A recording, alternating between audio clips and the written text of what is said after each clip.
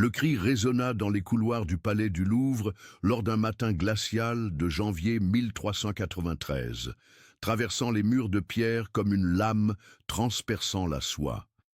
Ce n'était ni le cri de guerre d'un roi conquérant, ni le rugissement d'autorité d'un monarque absolu.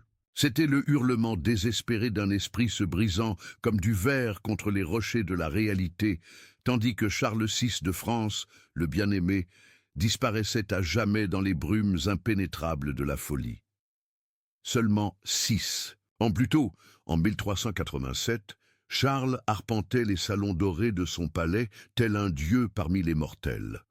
À 19 ans, il possédait la stature imposante des Valois, des cheveux blonds dorés qui captaient la lumière des chandelles comme des fils d'or battus, et des yeux bleus brillants de l'intelligence aiguë de celui qui était né pour commander des empires. Sa présence emplissait l'espace d'une autorité magnétique qui faisait courber la tête des ducs vétérans en une révérence instinctive.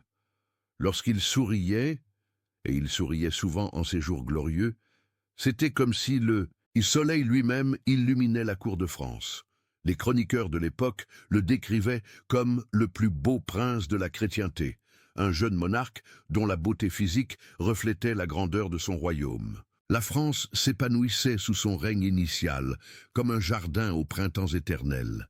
Les villes prospéraient, les champs verdoyaient sous des récoltes abondantes, et les routes fourmillaient de marchands portant des soieries orientales, des épices exotiques et l'or qui jaillissait des coffres royaux comme une source cristalline. Charles gouvernait non seulement d'une main ferme, mais avec la sagesse précoce de celui qui comprenait que le véritable pouvoir réside dans l'équilibre entre la force et la miséricorde.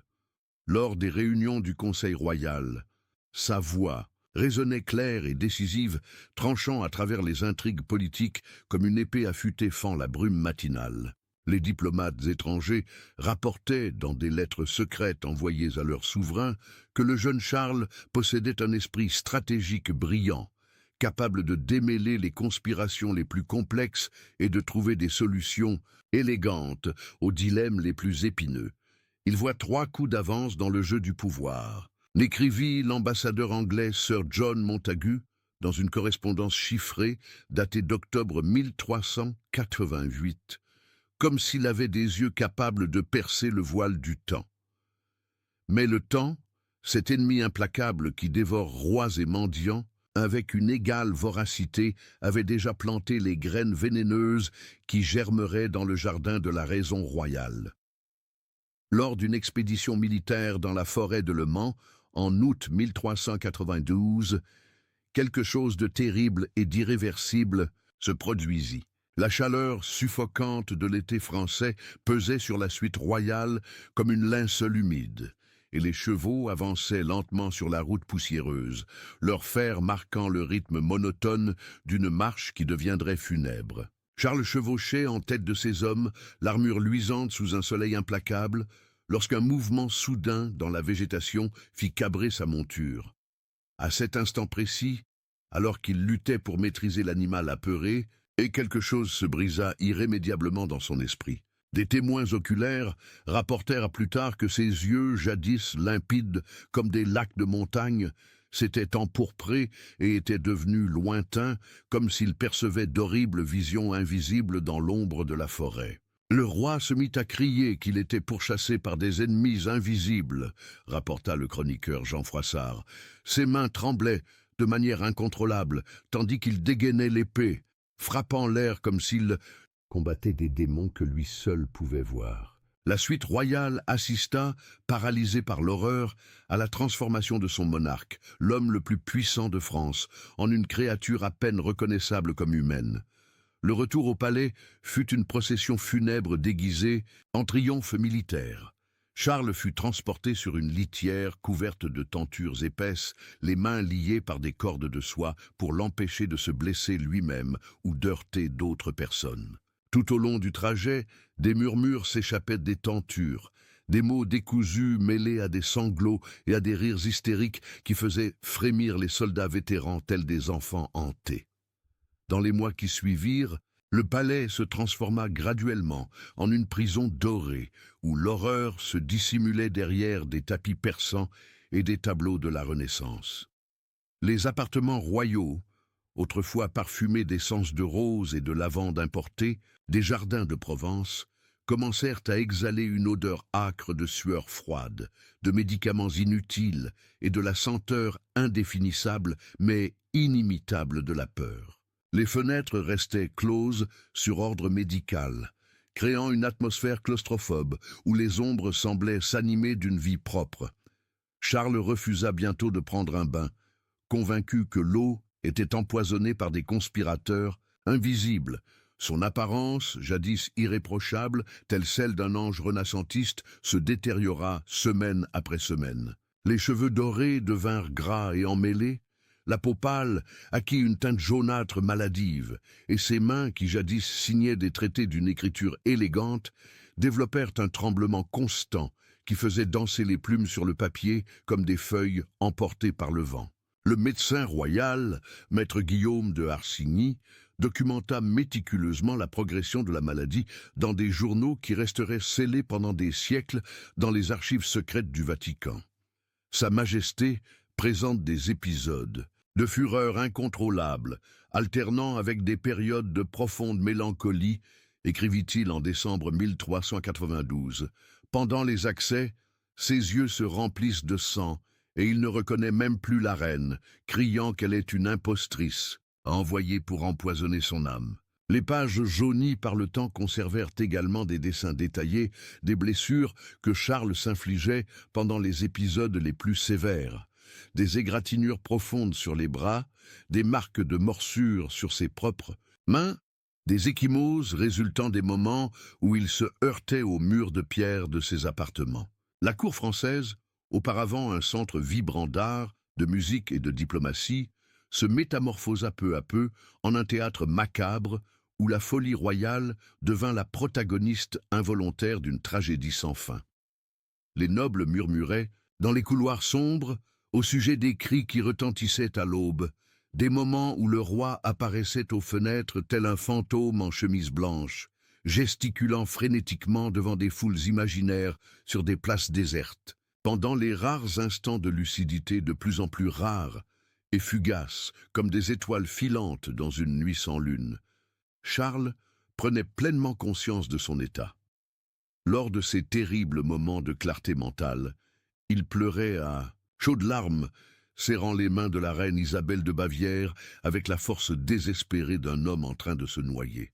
« Je sais que je suis perdu », murmurait-il d'une voix étranglée. « Je sens mon âme glisser vers un abîme que je ne peux voir, mais je peux en ressentir la présence froide qui me tire vers le bas, toujours vers le bas. » Isabelle, une femme d'une beauté exceptionnelle, qu'il avait épousée alors qu'il n'était encore que le prince charmant des contes, vieilli de plusieurs décennies, en quelques années. Ses lettres privées à sa sœur, découvertes des siècles plus tard dans les archives de Bavière, révèlent l'angoisse d'une épouse qui assistait, impuissante, à la désintégration de l'homme qu'elle avait aimé.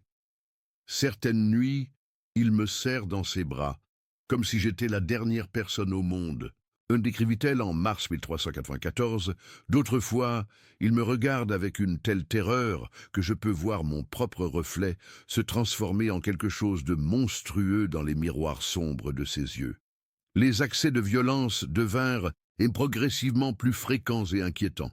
Charles développa des obsessions bizarres, changeant sans logique apparente. Pendant des mois entiers, il refusa de changer de vêtements, convaincu que ses habits étaient la seule barrière le protégeant de forces maléfiques. À d'autres moments, il se déshabillait entièrement et demeurait nu pendant des semaines, déclarant que tout tissu au contact de sa peau brûlait comme du fer rouge. Les serviteurs mirent au point des techniques élaborées pour s'approcher de lui durant ces périodes, se déplaçant lentement tel un chasseur encerclant une bête blessée, murmurant des paroles apaisantes qui, bien souvent, demeuraient sans effet. Pendant ce temps, le royaume se fragmentait comme un miroir fêlé. L'absence de direction effective créa un vide de pouvoir rapidement comblé par des nobles ambitieux et des conseillers opportunistes. Les ducs de Bourgogne et d'Orléans lancèrent une guerre civile déguisée en dispute successorale, chaque faction prétendant représenter les véritables intérêts du roi, incapable. Les cités frontalières furent attaquées par des armées anglaises qui profitaient du chaos intérieur français, tandis que les paysans supportaient des impôts de plus en plus lourds pour financer des guerres qu'ils ne comprenaient pas, et d'où ils ne bénéficiaient en rien.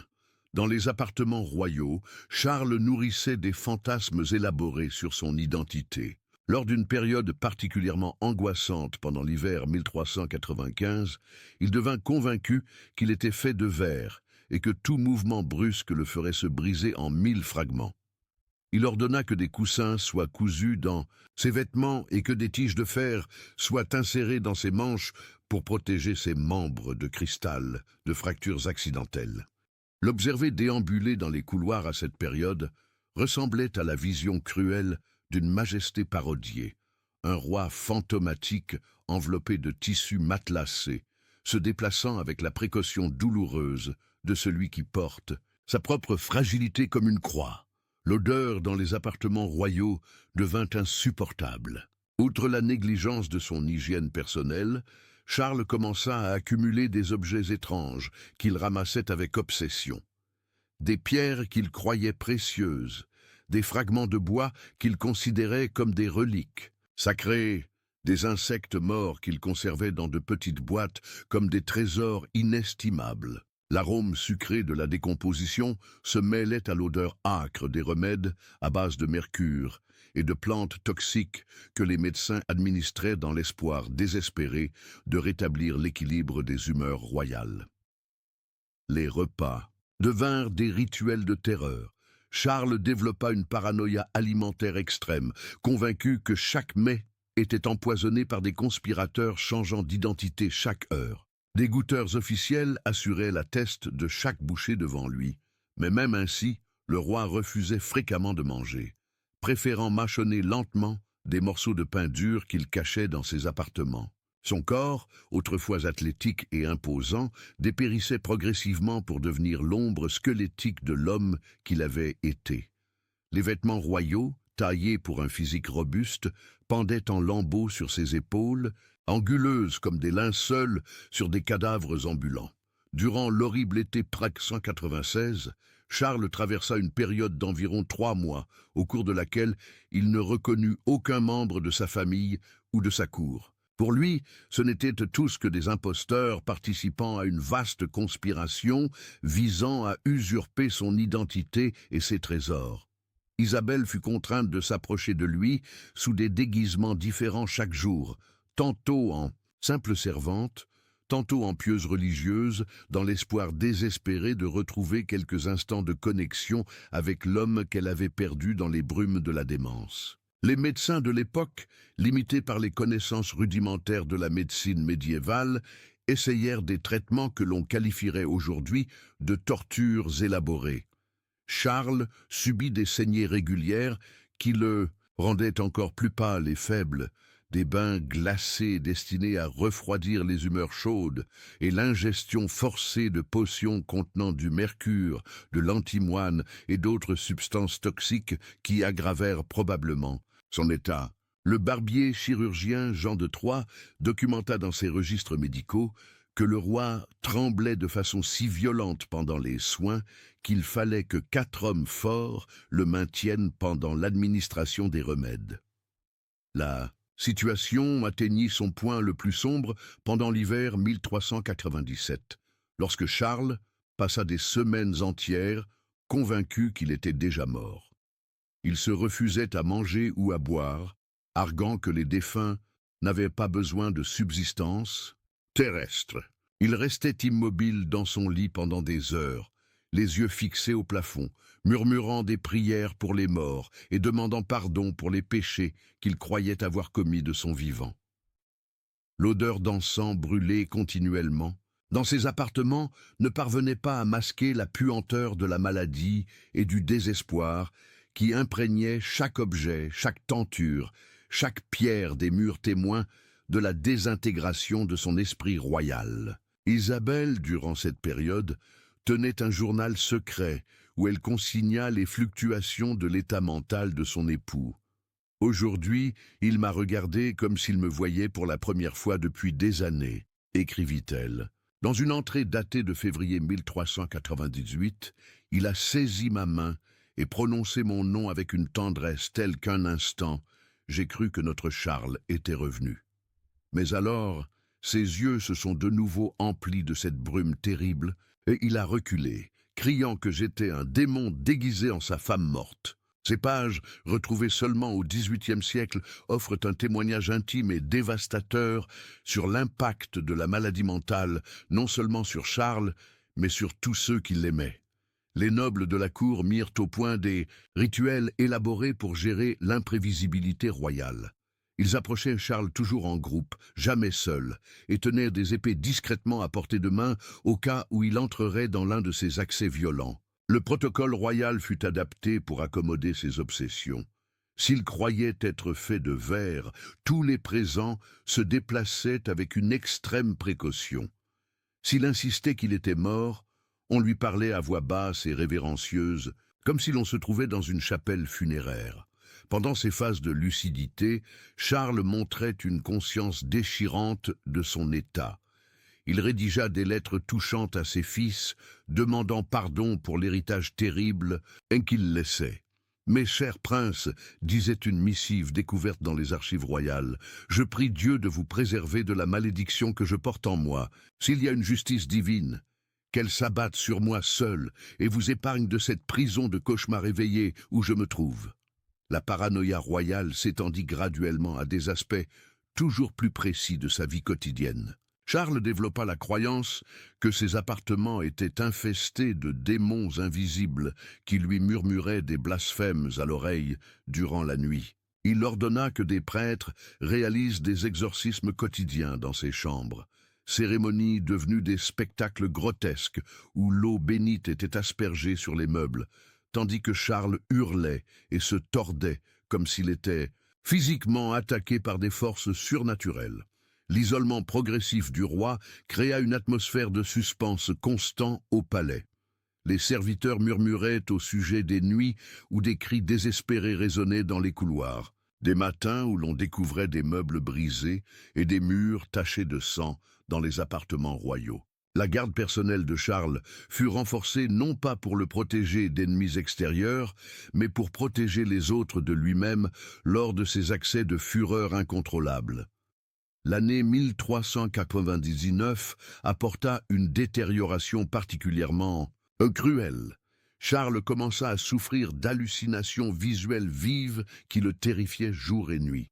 Il voyait des armées de morts défilant à travers les murs de ses appartements, des femmes en deuil pleurant dans les coins sombres, et des enfants fantomatiques l'accusant de crimes dont il ne se souvenait plus. Les descriptions de ces épisodes, consignées par les chroniqueurs de la cour, étaient si détaillées et troublantes que certains courtisans se mirent à se demander s'ils ne voyaient pas vraiment quelque chose échappant à la perception normale. Les tentatives de traitement devinrent de plus en plus désespérées et bizarres. Un groupe de médecins d'origine arabe fut appelé depuis Cordoue, apportant des techniques mystérieuses impliquant la combustion d'encens spécifique et la récitation d'enchantements dans d'anciennes langues. Charles subit des séances où des musiciens jouaient des mélodies censées restaurer l'harmonie mentale, mais il réagissait souvent à la musique avec une terreur encore plus grande, se bouchant les oreilles et hurlant que les sons étaient des armes utilisées par les démons pour pénétrer dans son âme. Lors d'un épisode particulièrement terrible, en mars 1400, Charles attaqua violemment un groupe de nobles venus lui présenter des affaires d'État. Armé d'un chandelier en bronze, il se jeta sur eux en criant qu'ils étaient des assassins, déguisés, envoyés par le diable, pour lui voler sa couronne. L'incident laissa 2 courtisans grièvement blessés et marqua le début d'une période d'isolement presque total. Dès lors, seul un petit cercle de personnes fut autorisé à approcher le roi, et toujours sous d'étroites précautions de sécurité. L'impact de la maladie royale sur la politique française devint catastrophique. Avec le roi hors d'état, les factions nobles intensifièrent leur lutte pour le contrôle effectif du royaume.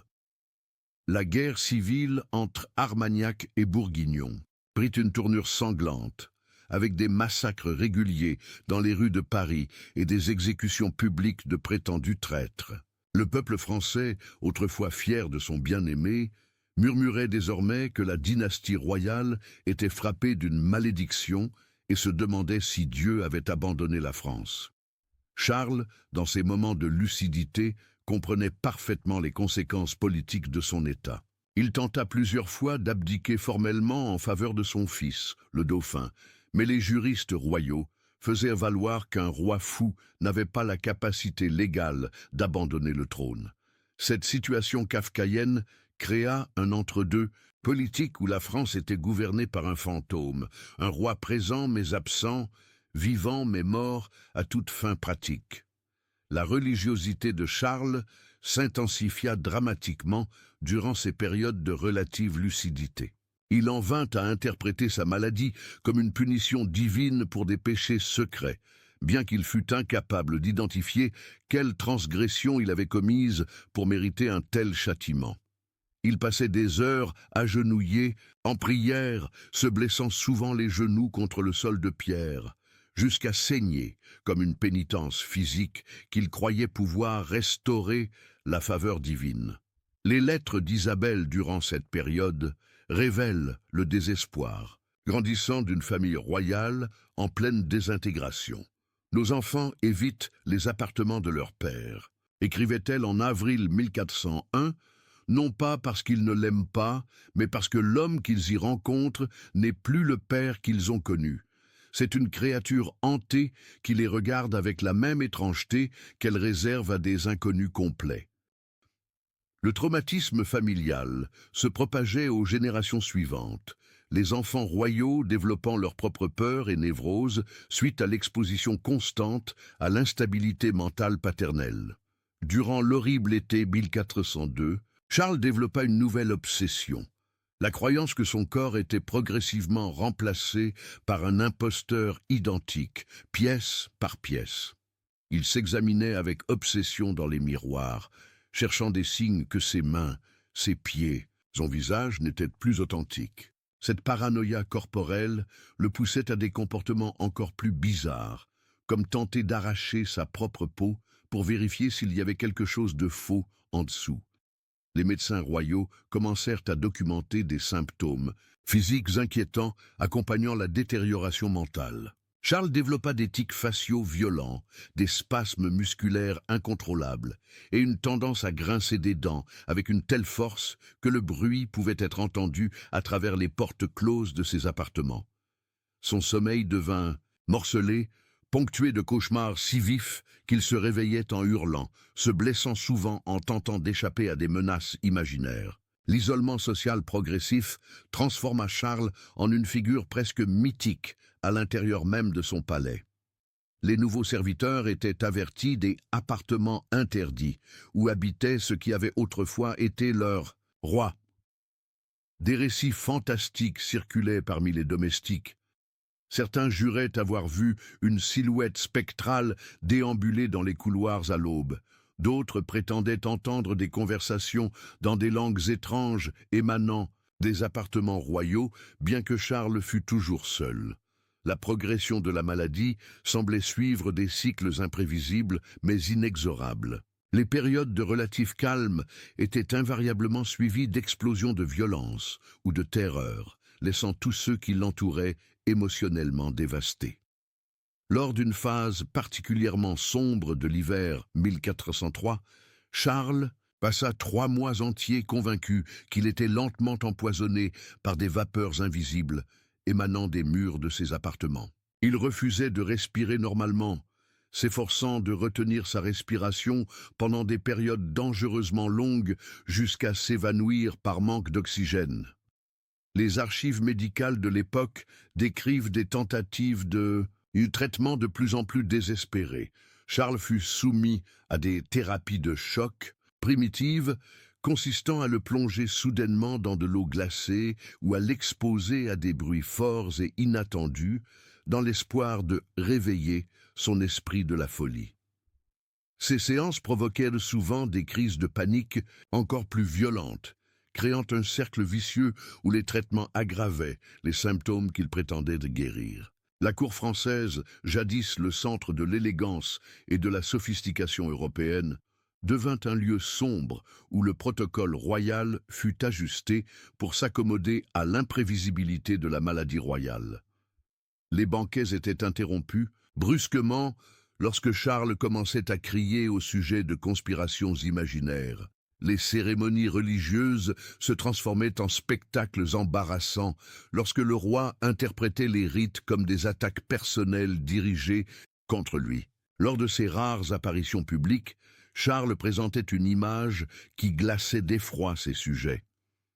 L'homme autrefois connu sous le nom de « bien-aimé » apparaissait devant le peuple comme une figure cadavérique, avec des yeux enfoncés, semblant voir à travers les gens plutôt que de les regarder, des cheveux grisonnant prématurément et des mains tremblantes de façon incontrôlable. Sa voix, jadis claire et autoritaire, était devenue un murmure hésitant, ponctué de rires, nerveux, inappropriés. L'année 1404 apporta une détérioration physique alarmante. Charles commença à perdre du poids de manière dramatique, non pas parce qu'il refusait de manger, mais parce que son anxiété constante consumait ses calories à un rythme qu'aucune quantité de nourriture ne pouvait compenser. Ses muscles s'atrophièrent, le faisant ressembler à une version vieillie et malade de lui-même, comme si des décennies avaient passé en seulement quelques années. Les relations familiales se désintégrèrent complètement. Isabelle, après des années à tenter de préserver une apparence de normalité, commença à éviter activement les appartements de son époux. Ses lettres révèlent une femme au bord de l'effondrement nerveux. « Je ne peux plus faire semblant que l'homme qui dort à côté de moi est le même que celui que j'ai épousé », écrivait-elle en septembre 1404. Ses yeux me regardent, avec une étrangeté qui me fait remettre en question ma propre identité. Parfois, je pense que sa folie est contagieuse et que je perds moi aussi la raison. La paranoïa de Charles évolua vers des formes toujours plus spécifiques et troublantes. Il en vint à croire que ses vêtements étaient progressivement remplacés par des imitations contenant de petits démons cousus dans le tissu. Cela donna lieu à des rituels élaborés où il inspectait chaque pièce de son habillement à l'aide d'une loupe, recherchant des signes de possession maléfique avant de s'habiller. Souvent, ces inspections duraient des heures et se terminaient par le roi détruisant ses vêtements dans un accès de terreur. Les appartements royaux devinrent un musée macabre de la détérioration mentale humaine. Les murs étaient couverts de gribouillis incompréhensibles que Charles traçait durant ces épisodes, dessins de créatures impossibles, mots dans des langues inventées et symboles qui semblaient n'avoir de sens que pour lui. L'odeur dans ces pièces était indescriptible. Un mélange de médicaments, d'encens, de sueur de la peur et d'une autre senteur subtile, mais tout aussi perturbante. L'odeur même de la folie, comme si la démence possédait son impropre parfum distinct. Durant le dévastateur été 1405, Charles traversa une phase où il croyait être lentement transformé en une créature non humaine. Il scrutait obséquieusement ses mains dans le miroir, cherchant à voir ses doigts se métamorphoser en griffes. Il examinait sa langue, persuadé qu'elle se fendrait comme celle d'un serpent. Ses obsessions le menaient à adopter des comportements autodestructeurs, tentant de corriger les transformations imaginaires à l'aide d'instruments, tranchants cachés dans ses appartements.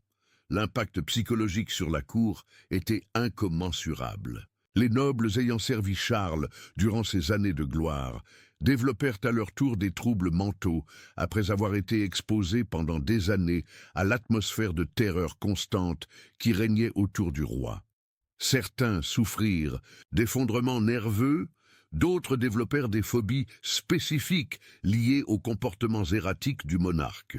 La structure sociale même de la cour française fut profondément modifiée par la présence de cette figure royale à la fois puissante et totalement impuissante. Les tentatives pour dissimuler l'ampleur réelle de la maladie du roi au public devinrent de plus en plus élaborés et désespérés.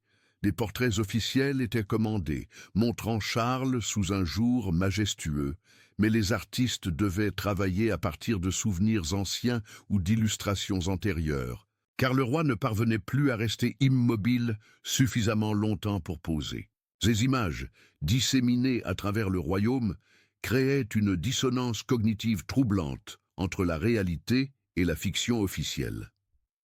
Durant ces dernières années de relative conscience, Charles manifestait des moments de lucidité déchirante au sujet de son état.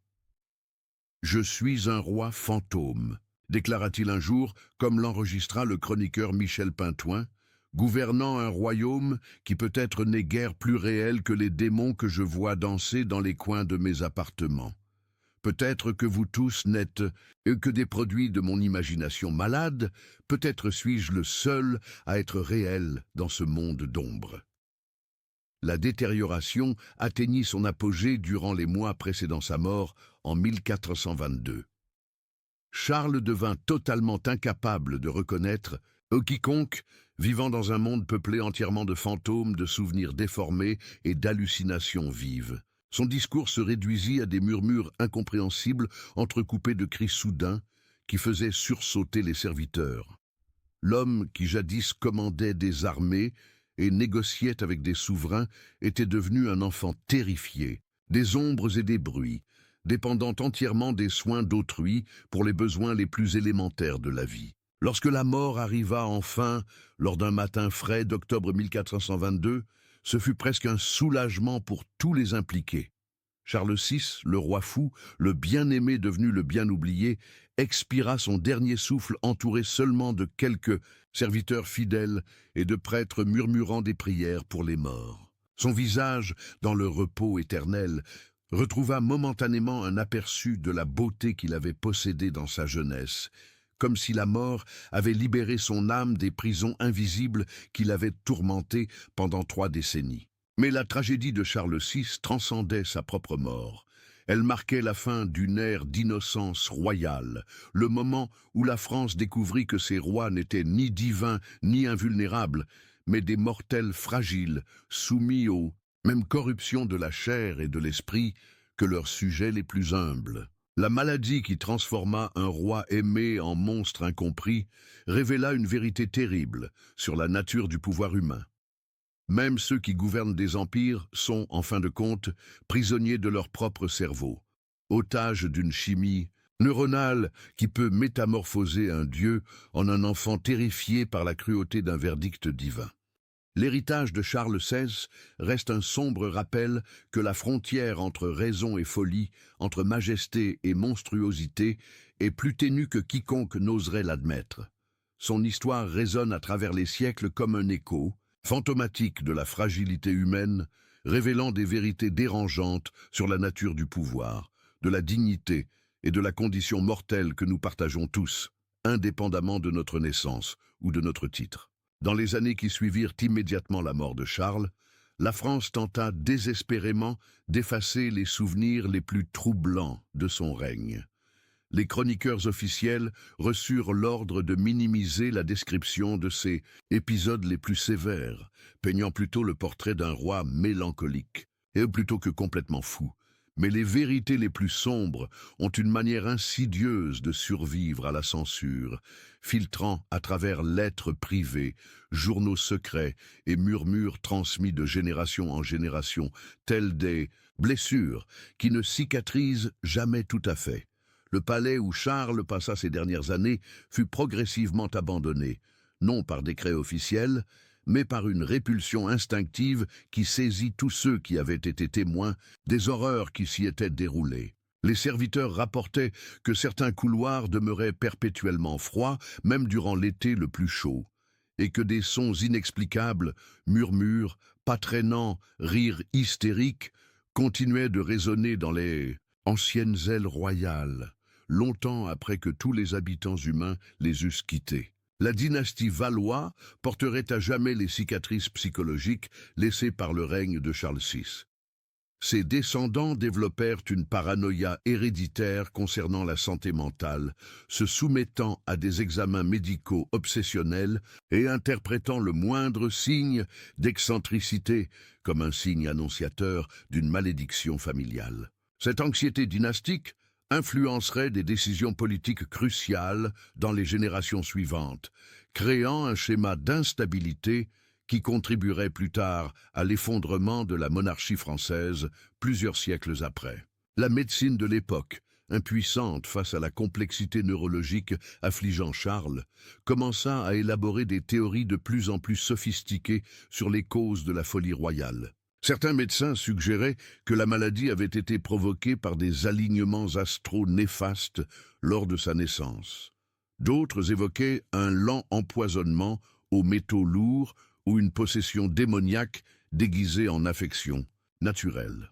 Bien que dépourvues de fondements scientifiques, ces théories révélaient le besoin humain désespéré de trouver des explications rationnelles à l'irraisonnable, d'imposer l'ordre sur le chaos qui avait détruit l'homme, le plus puissant de son temps. Les femmes de la cour, particulièrement celles proches de la famille royale, mirent au point leur propre rituel silencieux de deuil et de mémoire. Isabelle de Bavière, après la mort de Charles, se retira dans un couvent où elle passa les dernières années de sa vie à rédiger des mémoires qui ne furent jamais publiées, des documents perdus dans la brume de l'histoire, mais qui, selon des témoignages contemporains, contenaient des descriptions si vives et perturbantes des épisodes de son époux que seules les religieuses sanglotaient à leur lecture. Ce peuple français, qui avait chéri Charles durant sa jeunesse dorée, développa une relation complexe et ambivalente avec sa mémoire. Dans les tavernes et les marchés, les histoires du roi fou se mêlaient aux légendes populaires, créant une mythologie vivante où Charles apparaissait à la fois comme une figure tragique digne de compassion et comme un sinistre avertissement sur les dangers du pouvoir absolu.